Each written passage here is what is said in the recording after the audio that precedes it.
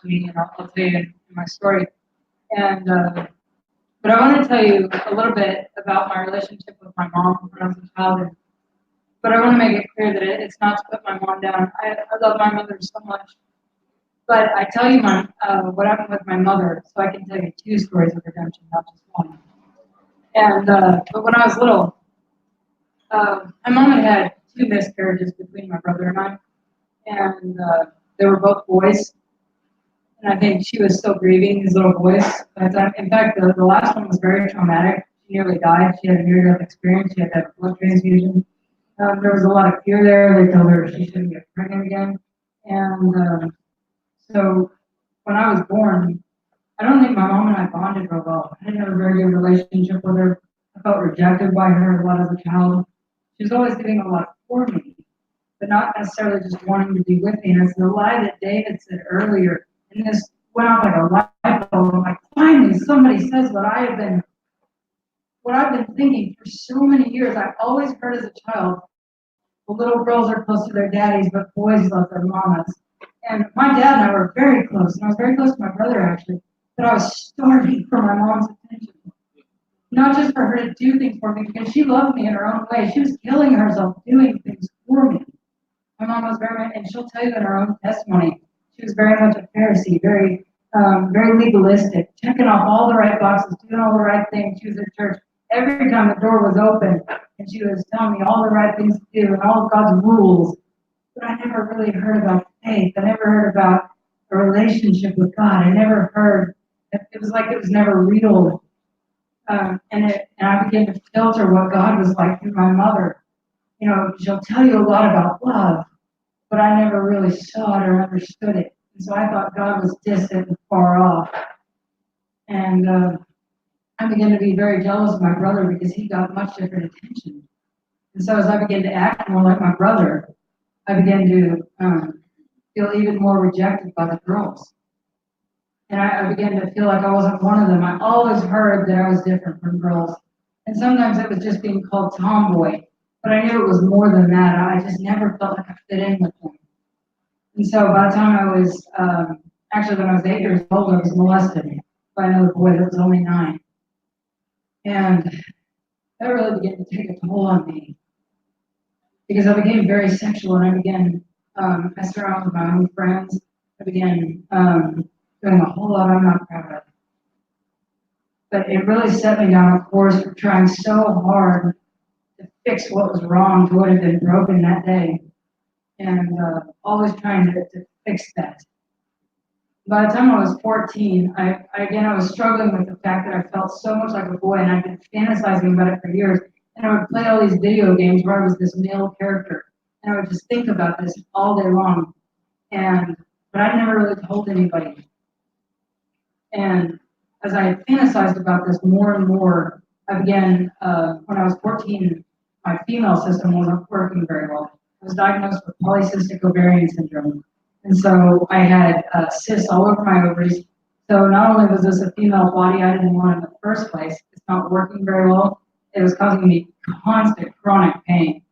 And then on top of that, the doctors were telling me I was never going to be able to get pregnant. And I was really, really angry with God for making me a girl. I felt like it was such a curse. And I began to just pray that God would let me wake up a boy. And of course, he never did. And I just became angrier and angrier and more withdrawn. But the next year or so, or actually it was that year when I was 14, some friends and I were messing around with a Ouija board one time. I'd never heard of it. I didn't know what it was. She said it was a game. But some real demonic spirits entered my life that night. And over the next couple of years, I became so angry with God, and I would go into these rages at my parents, and just I could feel something come over me and control me. But I was so filled with rage and anger that when I was 16, I told God I would never serve Him again. Walked away from the faith, and I was really convinced at the time, or I tried to convince myself that I was an atheist, but I knew deep down, I knew the truth. Of course, God says He's written His law in our hearts. Jesus is the light that lights every man that comes into the world. Deep down, we do know the truth. And I did, but I rejected it. And that's what I found so much in the LGBT community. many of them that I've met know the truth, but they reject it. Romans 1 says they suppress the truth in unrighteousness. And that's what I was doing. And it sent me down a very dark path of pornography. And I became more and more addicted to pornography. And as I did, I began acting out and I basically made myself a prostitute without even getting paid for it. I was so desperate for sex and I felt so undesirable. A lot of that because I had gained a lot of weight. I had weight problems all my life.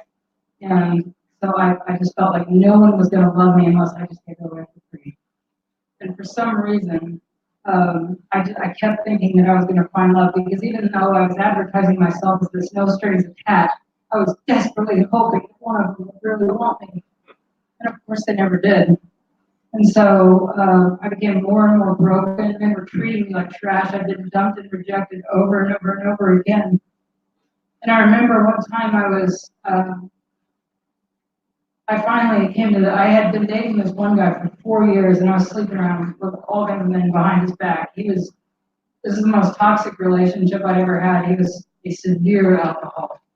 And I remember one time he was treating me so badly, and I finally said, the reason that I'm never happy, the reason that this never works is because I was supposed to be the man. And if I was the man, then I would treat a woman like she was supposed to be treated. Although, again, I really wasn't physically attracted to women, so there was a bit of a problem there, but I was desperate for this male identity. And I finally decided I didn't care who I dated as long as I could be a man. And that's what was important to me. And so in 2007, I decided that I had to do this at all costs. I had not even heard of transgender at the time. I didn't even know the word for it. All I knew was that I felt like a man. And so I began looking up on Google. And I remember typing into Google literally the phrase girl becoming a boy, just to see if anything popped up. Does anyone else feel like I do? And I was shocked with all the results that came up. I thought, wow, people out there really feel like I do. And so I found a support group in Tulsa, and I was like, wow, there's people here in my local area. And so I went to the meeting, and the guy, they asked me to share a little bit about who I am and why I'm there. And within the first 5 minutes, said, oh, you are definitely transgender. They know me and they diagnosed me. I'm like, they just met me. But of course, it's what I wanted to hear. The devil will always find a way to tell us what we want to hear. And so I was just sold, hook, line, and sinker. Yes, this is who I am. And I really embraced that identity. And I couldn't wait to go down this path. And they said, oh, we'll help you do the whole legal process, and we'll show you everything you need to do, and we'll help you get your hormones. And I was so excited. And so in 2007, the very first step that I had to do legally was to go to the psychiatrist. And she would then, I had to have 3 sessions with her, and then she would give me a letter to give to my doctor. And then he would give me the hormones that I was after. And I really had no interest in counseling, but I wanted to do this legally because I wanted legal paperwork to say that I was a man. And so after a couple of sessions, I was really just mindlessly answering her questions. I wasn't even listening, really. And about the 3rd session, she finally put down her notebook. She looked right in my eyes. It was like everything stopped. And she said, wow, you really have issues with your mom. I was stunned. I was like, how do we get from me talking about being a man, talking about my mother, And she had made the connection, but I had, and I kind of blew up at her. I said, I'm not here to talk about my mom. She said, so you just want me to give you the hormones? Yes, that's all I'm here for. And she said, okay. And she just gave me what I wanted. And I don't blame her, but at the same time, I was so desperately she tried just a little bit.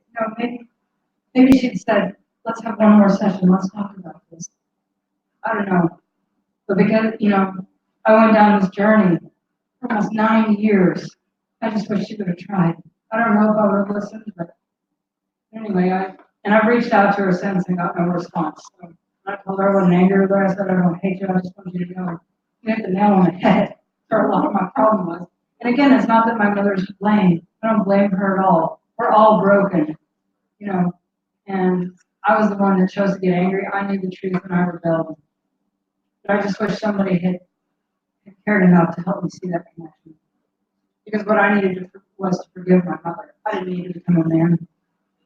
Anyway, I thought I was going to be on my merry way. And it was interesting, actually, because the night that I officially came out to my very best friend, which y'all may not be familiar with here, but there was a major ice storm in Tulsa in 2007. It was in December. I don't remember the exact date, but it was one of the largest ice storms we'd ever had. There were 3 inches of ice, and 75% of the city was out of power. And I remember as we were driving to the bar to celebrate, we didn't realize this big storm was coming. And as we're driving, the city is just getting darker and darker, and ice is raining down on the city. And I remember we were seeing these like fireworks all over the city, and I was like, "Wow, there are fireworks from my coming out party." This, and I knew it wasn't for me, but that's what it felt like.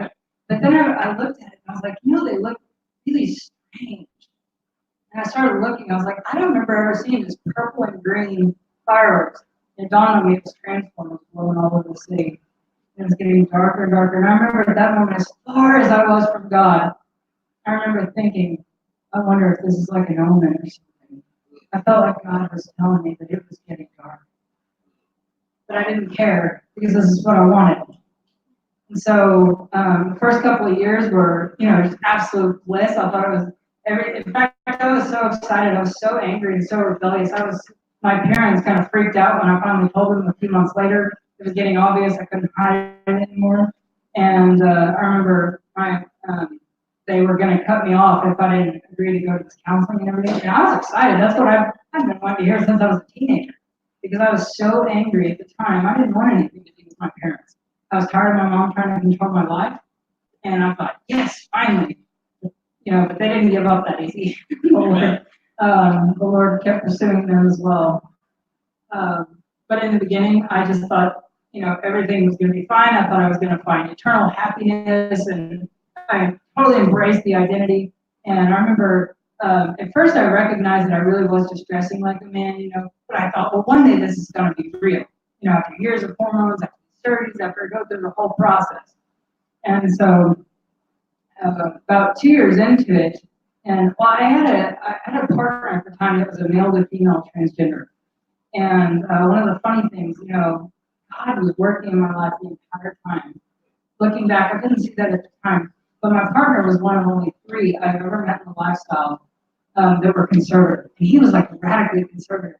And I remember thinking, how are you able to just walk against the grain? The entire community hates you and looks at you like a traitor. But he was so convinced it was the truth that he was willing to stand up to all of them. And so for the first time really in my life, I began to think about what the truth was. And so we began to get into politics. And it really wasn't even about, whether you're conservative or Democrat. Really at the time it was like, what do I believe and why? It's not just what I feel or what everybody else says. What is the truth? And I hadn't had that before. And so, but in 2009, I went to San Francisco and to have an outpatient double mastectomy. And it's interesting because David talks a lot about being willing to offend people. My aunt, who was actually the one woman in my life that I can point to as a child, I know I was loved by this woman. But when I was 14, right about the time that all this was happening, when I got involved with the Ouija board, I got diagnosed with PCOS, she moved to Houston. It devastated me. And because after that, it was like 12 hours away. I saw her. Actually, I don't even know if I saw her again after that. But she wrote me an email. I'm about 25 now. She wrote me an email and she said, Laura, this is from the pit of hell and you need to run away from this. You are being deceived by the devil. Please don't do this. You're such a beautiful girl. And I remember being so angry with her. I didn't talk to her for years. But I got to tell you, she had a profound impact on my life. Because as I was laying there on the operating table, I was looking down at these purple dotted cut lines all over my chest. It was like something out of a horror movie. And I remember thinking, what if she's right? What if I really am in the hands of Satan? What if I'm being deceived? What if I don't wake up from this? What if I wake up in hell? And for the first time in years, I prayed and asked God to spare my life. And it wasn't a salvation prayer at that moment, but it was an honest prayer. I hadn't even acknowledged God in years. And so just the fact that I didn't acknowledge God was a huge step. And I woke up after the surgery and I was excited and I quickly forgot my prayer and I was like, wow, this is everything I've ever wanted. And it was like a quick thank you, God, for sparing my life. But really, I kind of forgot about God. That's over. And I thought I was just going to be on my merry way and live in eternal bliss and happiness. But God didn't forget my prayer. And more than that, I had a lot of people praying for me that I didn't know about. God began giving me dreams and visions. It's funny now that I have long hair. I used to have nightmares about waking up with long hair. Or I would have dreams about being exposed all the time. I was constantly reminded that I was living a lie. I thought one day this is going to be real. And now I had legal paperwork to show everything I ever wanted. So now the hormones have been helping me grow facial hair. My voice had gotten lower. In fact, it was a lot lower then than it is now. But the miracle of God, it's not as low as it used to be. The testosterone actually thickens the vocal cords. It's supposed to be irreversible. This is a miracle that my voice is what it is now. But at the time, I'll never forget, I'd gone back to work a few weeks later, and it had been about 6 or 7 weeks by this point. And I went back to my boss, she was a lesbian, so she was very pro-LGBT. She was for this. She helped me plan the trip, so she wasn't against this at all. But I'll never forget one day, and she got in my face and she said, "Look, I don't know what's wrong with you, but you're moping around here. You're depressed. You're not working as hard. And you're unmotivated. I don't know what's wrong, but I want to be bullshit like that." And I was stunned. I was like, "But what do you mean? I'm the happiest I've ever been in my life. I had everything I've ever wanted." And I kind of blew her off, and I said, "Whatever. I'm still recovering. I'll be fine." And I went home that night, and I thought about it, and I thought, what is she seeing in me that I'm not seeing in myself? And I finally had to admit that my surgery had made me a man. And I felt really stupid when I thought about it, and I thought, I should have realized cutting off the breast was not going to make me a man. But they tell you it will be. It made me legally male. I could look at my birth certificate and it says I was born as a boy named Jacob. But I knew it was a lie. And I thought, well, once I have after surgeries, once I have, a few more months of hormones and, once I have all the female organs removed, because I thought the female hormones were the problem. Because I didn't really ever think this through logically. And I thought the male hormones would somehow turn me into a man. And I didn't realize, I didn't really understand the body. I didn't understand male and female really. And so I thought, I just need to have the female organs removed. So I did. A couple of years later, I had all the female organs removed. And I was devastated when that didn't help either. And as I looked into the final surgeries, I really began to get even angrier. Because when I realized how gruesome the surgeries are, and how I felt so lied to, because the results of these surgeries are not natural. They're just a cheap imitation. Not only they're bad enough for the men. In fact, for the males and females, the body treats it as a permanent wound. It will always try to close it, and they have to artificially keep it open. For the girls, it's far worse. Likely, you'll never have any kind of sexual healing, and there's details I won't get into, but suffice it to say, not only do they not give you good results, but they've been horrific. There's one girl that I've heard of that has 31 corrective surgeries because the results are so bad. And so I was angry when I began to look at that. And not only were they that bad, but it would have cost me about $100,000. There was no way I could have afforded it. I was so filled with anger and narcissism. I was completely absorbed. I was obsessed with that identity. All I cared about. I didn't care about anybody else or anything. And I was so desperate, even as bad as those results were, I was so convinced I had to be the man that there were times that I wished that my parents had died so I could get the inheritance money. And that's how desperately I wanted to believe this. But I knew deep down that this was never going to be real. And I finally realized no matter what I do to my body, there's something deeper here. There's something intangible I can't put my finger on that is making me female. And I couldn't face it at the time. I thought there's no way I can be female. So I'm just going to be the best, I'm going to pretend to be a man, and I'm going to present as a man. Everybody's going to call me a man, and that's the best it's ever going to get. And that's kind of what happened. And I went on with life.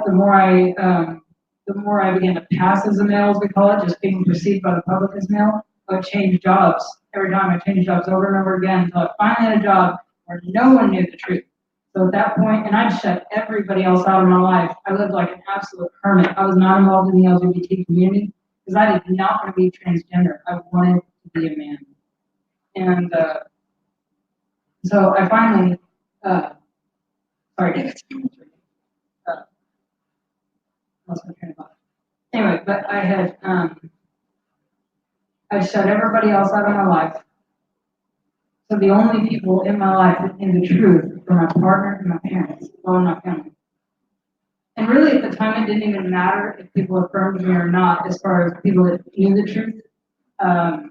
Like my family, I had some family members that did and some that didn't. But I knew the truth, and I hated being around my family because I hated being reminded of the reality. And it would be like one of the, like I remember at like a Christmas or something one year, and they're all telling a story about childhood, and I'm sitting there with a beer and everything and looking like a man, and I remember that they all get to a point where they're going to talk about something about me in childhood, and they all go, like, look at me like, oh, you know, like, what do we say? There were so many awkward moments where I was reminded continually I was living life, and I was so miserable.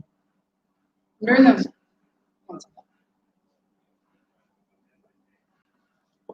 and during those years, I had barely been in contact with my mom and dad. The only reason there was, once in a while, they would take me out to dinner. Once in a while, I would call them for their birthday or something. I wanted zero contact with them. The only reason I was in contact with them was because of my partner. God used my partner, even though this is a sinful relationship, this was not a relationship that honored the Lord, and yet God used it. He had lost his mother when he was about 7, and he lost his dad when he was about 19 or so. And so he constantly pushed me to go spend time with me. He said, you don't know what you're missing.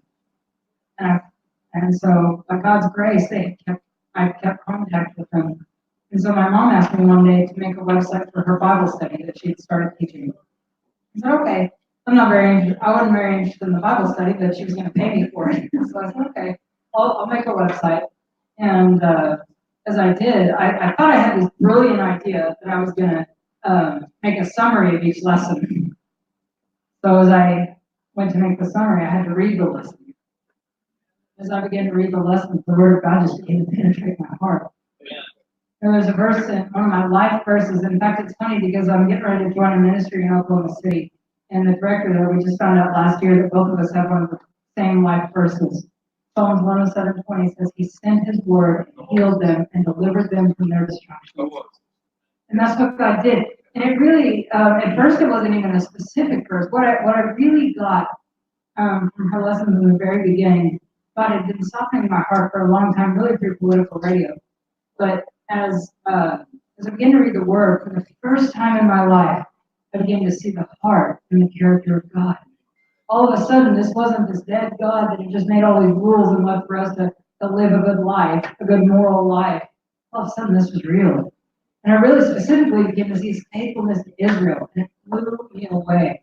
And I thought, God can be faithful to Israel over and over for generations, and He would make promises to them, and He would be faithful to them. And I was like, wow, maybe He'd be faithful to me. And I got curious, and I called my mom one day, and I said, hey, you got to tell me about this. I'm just really curious about some of the stuff you're teaching. And she just began to explain to me just very sweetly. And I was like, okay, that's cool. And I thought that was the end of it. The next day, all day long, it's all I could think about was what she told me the day before. I said, so I called her again the next day. I said, Mom, you got to tell me more. I've got another question. And so the next day I called her again. All of a sudden I started calling her every single day. The mother I never wanted to talk to again. The mother at times in my life I wished had died because I just wanted nothing to do with her. And now all of a sudden I can't wait to talk to her. And so I began to, as I called her every day, finally, about 6 months had gone by. And I said, Mom, what's happened to me? 6 months ago I was 180 degrees from where I am now. But all I want is to hear the word of God. And she said, I've been praying that God would draw you back like a magnet. And I was like, wow. I said, that is exactly what God has done. And it was funny because, well, actually around that time, there was something real dramatic that had come up in life. I don't remember what it was, but I had like some big decision to make. And my mom had always, the one thing she'd always done in my life was fix it. She did anything that came up, we never went to the word. It was like, okay, here's mom's plan. And she was the fixer in the family. And so I called her that day and she said, honey, you just need to trust the Lord. Like, what? Who are you? And what did you know of my mother? Like, come on, stop kidding. Like, what's the plan here? What am I supposed to do? And she said, no, honey, this is what God's word says. If God makes a promise in his word, you can stand on it. You can trust him. You just need to trust the Lord. I said, Mom, what's happened to you? And she told me how, in fact, I found out years later, it was the night that I told her that I was transgender, where she reacted so badly. I didn't know until years later, it was actually their anniversary. They went home. My mom threw herself on the floor, on her face before God, and totally surrendered to his control. She'd been serving him all her life. But all of a sudden now he had a hold of her. And he really filled her and changed her. My mom was so radically transformed during those years that I saw the difference in her. And I went home that night and I said, God, I want what my mom has. And so I began to confess my sins. And as I did, I was overwhelmed by the sin that I had in my life. And I remembered all the things, all the hatred, all the angry things I said. The biggest thing was I remembered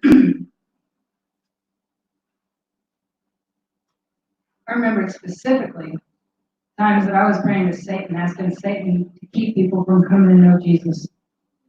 I said, God, why would you want me? And I really felt like such damaged goods. And I knew God didn't want me to be transgender. I knew he didn't create me that way. And I thought, God's not going to save me. I'm beyond God's saving. And so over the next couple of days, though, I just didn't have any peace. And I was genuine. I wanted a relationship with God. But I didn't know how. And I finally said, God, I want to serve you again, but I don't know where to start. And I was riding down this last elevator at the time, and I was looking out over the city. I was watching these people that were crossing the street. And I said, God, I want to serve you again, but I don't know where to start. God said, start with them. It's like, what? Like, I didn't mean now. I'm just like, I just want to know that you will. And I was just really shocked by this because, first of all, I've never heard God talk to me. And I knew I had to go talk to these people. I was so scared. I tried to play it off. I made all kinds of excuses. I went back into the building 4 times. And there was like this elephant on my chest. I said, I have to go talk to these people. I don't know what I'm going to say. And I finally made my way over to them. And as I was, I walked up beside the bus stop and they both turned and stared at me and just waited like they were waiting on me to say something. And I went, hi. I never do this, but I feel like God wants me to pray with you. I didn't even know, like God fed me like one word at a time. He hadn't given me the plan ahead of time. When I said that, I felt stupid because I really expected God to like give me like every insight into their life, and I would say, "Thus saith the Lord." Like I'm thinking of the movies, No, God said He wants me to pray with you.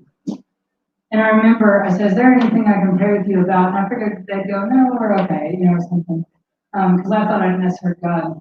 Well, tears started streaming down their faces. They said, we've just moved to town. We don't know anybody. We don't have a job. I don't even remember like the laundry list of things these people need a prayer for. But I thought, wow, if there's anybody in Tulsa that needs prayer, it's these 2. And I said, okay. And at that moment, I knew that God wasn't done with me yet. Okay, in my heart, I didn't, it was like I fully put my faith in Christ. As I did, the Holy Spirit came on me with such power. I could feel the cleansing on the inside. I felt like I was being washed from the inside out. And I remember the Holy Spirit came on me with such power, I couldn't even stand up straight. I was swaying back and forth. And when I said amen, I felt like the light burst forth from my chest. This was a radical transformation. And I could feel all of a sudden the scripture and hymns and things from my childhood started flooding back. My desires changed instantly. Again, just radically transformed. And I was so hungry for God. And I began to pursue God with all my heart. And I just was so hungry for the word. I didn't know them, but the ladies in my mom's Bible study were praying that God would give me a ravenous hunger for the word. And I laughed. I said, y'all don't know. I was listening either to my audio Bible or a Bible study of some kind or a preacher, bot radio. was listening to something along those lines literally all day long. And so I was so hungry for God's word. And then God compelled me one day to go get a copy of Pilgrim's Progress, because I hadn't been wanting to actually read that, because I didn't read anymore. I didn't want to read the Bible, but I was obsessed with listening to it. And so I was compelled. I went out in a whining rainstorm to buy a copy of Pilgrim's Progress. And I thought, okay, I'll just kind of get used to reading again. So I remember the movie from when I was a kid. And that book just pierced my heart, because I thought, wow, there's more to being a Christian than just being saved. And I was like, wow, there's more to this life. And I just became on fire for the Lord. But I really thought I was going to be a man of God. I thought, well, God saved me like this, so apparently he's okay with it. But God began to convict me more and more of it. And I thought, well, I realize this isn't God's best for me, but I don't know what to do about it. This is a permanent, irreversible change. So, yeah, this isn't what God intended, but this is the best I can do. And so I kept going on my way, and I kept listening I kept being convicted more and more by things on the radio. One in particular, he said, and this host was actually very libertarian. He didn't have anything against the LGBT. And it said that many times, but this thought came into his head one day, and he said, why is it that transgenders always want to change their body to match their mind, and not just change their mind to match their body? That question haunted me. He didn't know how profound that was, and I was so angry because I didn't want to admit it was possible. And I wanted to really give him a piece of my mind. But a few months later, I heard another man on the radio who has now become a dear friend. If you don't know him, you need to look him up sometime. His name is Dr. Everett Piper. He was on the radio, and he was actually just a guest on this program every Friday for like 20 minutes. But one day he started, I was already a huge fan of this show because he's a brilliant speaker, but yet he can relate it on everyone's level. And I was so drawn to his this segment every Friday. And then one day he started talking about transgenders, and I just kind of shut down. I was like, oh, I just didn't want to hear it. And I thought, he doesn't know me, and he doesn't know my story, he doesn't know that I've been saved, and so I'm just, that's fine for him to believe that, and I'm just going to pretend like he didn't say that. But then, and I thought he'll be on a new subject next week. But then the next week he's talking about the same thing. And again the next week, and the next week, and the next week, and the next week. And I was like, is he ever going to get off this subject? And I finally thought, I've either got to turn him off, or I've got to start listening. I can't keep tuning him out. And so I said, all right, I'm going to give him one more chance. I'm really going to listen to what he says. And I was blown away by what he said, because what he said wasn't hateful. What he actually said was, we are not just made up of our feelings, our instincts, and our desires. We are made in the image of God, and we can choose our behaviors by how we feel. And that's the truth that ultimately set me free. It was several months later as I wrestled with it. And I'll never forget one night, the Lord asked me, he said, if you stood before me tonight, what name would I call? I was like, what do you mean? I didn't know that mattered. I said, aren't you going to call me Jake? And he reminded me of John chapter 1, where it says Jesus Christ himself is the creator. He said, you cannot claim to love me and yet reject my creation. And I thought I was being condemned, and I thought, why am I even bothered? I can't be a Christian, or if God doesn't accept me as Jake, what am I supposed to do? And in the most loving voice I've ever heard in all my life, he said, let me tell you who you are. And I realized at that moment that I was already defined. And no matter what I did to my body, or no matter what anybody else thought of me, I was who God said I was. And so over the next few months, I began to really cry out to the Lord with all my heart. And I began more and more and more convicted. God used all kinds of things in my life to make me hate being transgender. And I realized the insanity of the agenda. And I wanted out. And God had given me this vision, actually, of people walking along a white picket fence. And at the time, I thought, why picket fence? It's hard to walk on, God. And God finally revealed to me a few months ago, he said, well, it's supposed to be easy to walk on. That's the point. And he was pushing people off, one way or the other. And it was the church. And I knew it was dividing the church. Well, really, this is the cultural issue that is dividing the nation. The church was doing the same thing, it's dividing the church. But he said, he basically said, choose ye this day whom you will serve. And I knew I could not serve the LGBT agenda, who was persecuting Christians, and serve Christ. but I didn't know what to do about it. And so for 2 months, I begged the Lord with all my heart to take my life. So please just let me die, because I have no way out of this. I felt like I'd fallen into a deep, dark pit that I couldn't get out of. Jesus reminded me of Matthew chapter 16, verses 24 through 26. It says, if anyone will come after me, let him deny himself and take up his cross and follow me. For whosoever will save his life shall lose it, but whosoever loses his life for my sake shall find it. For what does it profit a man to gain the whole world and yet forfeit his own soul? Or what shall he give in exchange for his soul? And I knew at that moment, it was like, it doesn't matter what I feel or what I've done. This is all about denying self. And people try to twist this verse and that verse and say, oh, it doesn't really mean that. When the Lord gets a hold of you, when the Holy Spirit brings conviction, the whole Bible is about being not, or that God was against being transgender. Because it had nothing to do with, it's not about feeding our flesh. It's not about what we desire, what we feel. It's about what God says. It's about who God says we are. And so, but I said, God, I'm willing. I don't care what this costs me, but I had no way out. You don't understand. I can't be a girl again. This is permanent.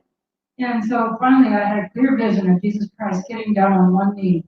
He reached his hand in the horrible pit I was in, and he said, do you trust me? And I knew he was asking me to leave everything. I said, okay. And I walked away from my partner, my job, that identity, the life, everything I've known for almost a decade. I had no idea if I'd ever look like a girl again. I had no idea what he would do with my life. But I knew that I could trust him. And I can't tell you how I did it other than he carried me. I was so broken and I was so grieved. And I felt like I was dying. For 3 days especially, the first 3 days, I really felt like I was dying. And I remember saying I couldn't do this. I had no will left really to live. But I knew that I couldn't go back. And so finally, 3 days later, my mom had given me this pile of cards one day, set them in front of me on the table, and I said, Mom, what is this? She said, the ladies in the Bible study have written you cards. And this was like a huge pile. I didn't realize this Bible study that started with 12 women in a home had then grown to over 75, I think, at the time. These women had poured their hearts out to me. More than that, they had raised over $1,600 to buy me a new wardrobe. And I was broken by their love for me. And I said, okay, at the very least, I got to try and show up tomorrow. I was really considering going back into the lifestyle because I couldn't handle the grief. But as I showed up for Bible study the next morning, these women surrounded me with so much love, genuine love, and they loved me as a woman. And as one of them, I had never felt accepted by women in all my life. And at that moment, the transgender life broke like that. And it still took a lot of healing. There was still years that I needed. It's been 3 years. The lie broke in, but there was still a healing process. So the more that I was obedient, the more that I embraced being a woman and being feminine, the more God blessed it. And now I am a totally radically transformed and changed person. I have no desire to go back to that. I don't have those feelings or desires anymore. I'm totally set free. But it's been as I have trusted Christ and walked by faith. You know, and now he's giving me opportunities to share. I'm also joining a new ministry in Oklahoma City. So God has blessed this entire thing. So as much as this was difficult in here, I thought it would kill me. At the same time, I cannot even believe the blessings God has given me. Thank you all.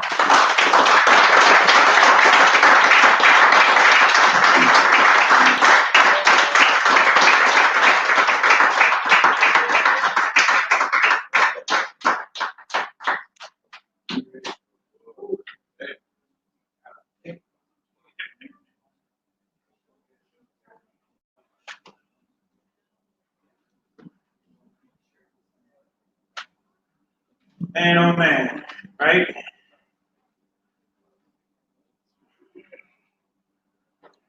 When I got Laura's book and I read Laura's book, I was reading through it. And I was like, wait a minute. Really? That's me. I had no idea that I played such a part. Oh, Let's get short on time. Yeah, we can tell them the reason.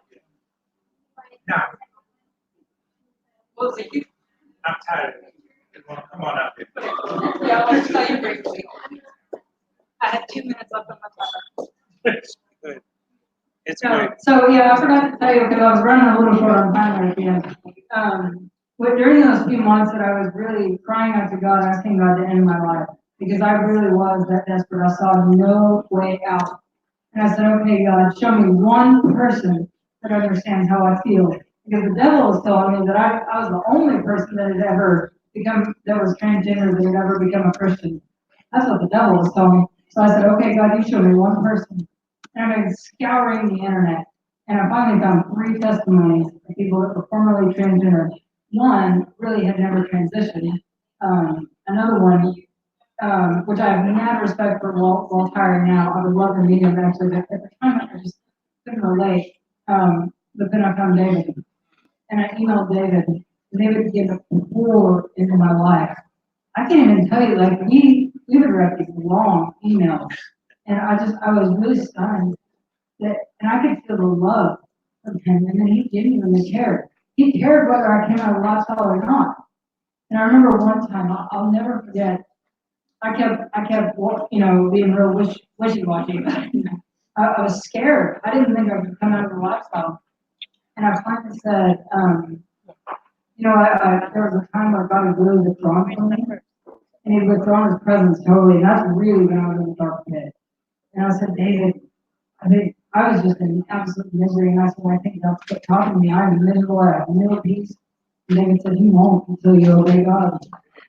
And I was so thankful because it wasn't long later, too. I don't remember how long, it wasn't long later until I made the decision to come out of the lifestyle. He was just a huge part of that. So thank you for supporting David's ministry. It meant so much to me.